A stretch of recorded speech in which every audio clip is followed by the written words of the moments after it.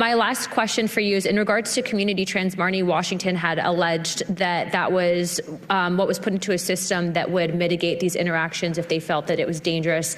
And these communities, a lot of them were conservative and Trump supporters, that they felt that FEMA had created an environment that had stated that those people had made them feel uncomfortable. And that was the reasoning for them passing over these homes. What can you tell me about community trends in regards to this allegation that you made? Our disaster survivor assistance teams, part of what they do is go out into the community to understand what the impacts are and to understand what the survivor needs are. This is often called community trends, but things that we are looking at are impacts to access, roads that are out, water infrastructure, needs of the community, like many places around South Carolina required oxygen bottles. If I can just interrupt you real quick, how many people have been impacted by avoidance and de-escalation? Do you have a number for that just nationally, or is there a database for that? I can tell you that for this particular incident at the direction of our employee, 20 homes were skipped. Mr. Chairman, do you guys vote to release this report? Are you going to declare the report?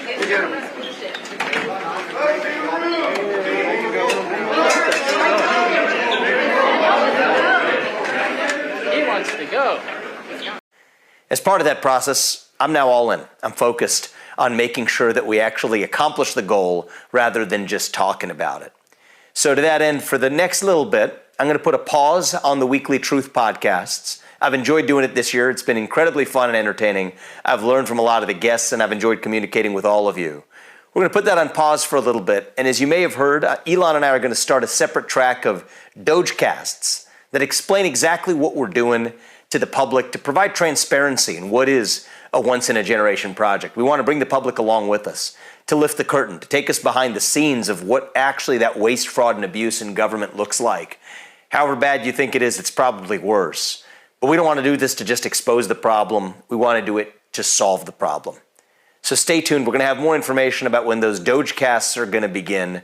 We are neck deep right now in transitioning to the new dawn on January 20th. But in the meantime, I thank all of you for your journey this year, for joining us. I've loved doing the truth, and we're just going to put it on pause for a little bit to hopefully embark on this new chapter of saving our republic. Stay tuned for further details, and we'll be in touch. Martha, you know, when I met with Matt Gaetz and Vice President-elect Vance today, I asked Matt what his expectation was, and he wants to be able to have a hearing. He says he will answer any question that anyone asks him, and we have to keep in mind, President Trump has a mandate from the American people, and he has pushed forward with nominees for these positions that will help him to carry out that mandate. I'm going to support each of these nominees. And Matt wants to have a hearing, and he wants the opportunity to answer all of those questions. And I will add, I asked him what he would do if he were to be confirmed as Attorney General for the United States, and he was very specific.